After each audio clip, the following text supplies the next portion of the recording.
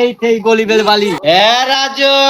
দুটা দাহাত বেটিয়া এত সুন্দর দুটা পায়খানা দিয়ে আমাদের দতানি এলাকার অত খুব এই আমাদের পিছনে যে বাড়িতে দেখতেছেন এই বালিওয়ালা একদম গরিব আছেন আরো দেখায় দুই চারটে গরিব বাটি বাটিয়া দত্তক আছেন এই গলিবেল বালি এরা এতটাই গরিব যে যে দুটা এলগাড়ি থালা আর কিচ্ছু নাই আলো কিন্তু বালিয়াতে দেখাই ওরা আলো কতটা গরিব আছেন আমার সাথে দত্তক চলে এসেছি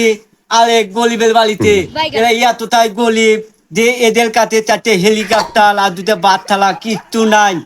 এতটাই গরিব গরিব এখান থেকে মনে হয় শেষ হয়েছে দর্শক আরো কিছু গরিব আছে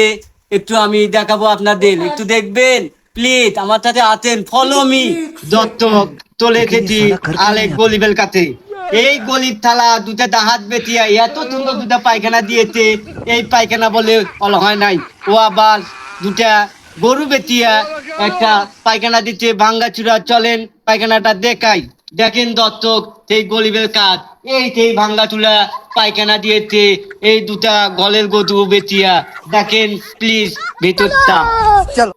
কি রকম দেখলেন দর্শক এদের মতো গরিব কি আছে আলো আমি মাননীয় সরকারের কাছে আবেদন জানাচ্ছি যে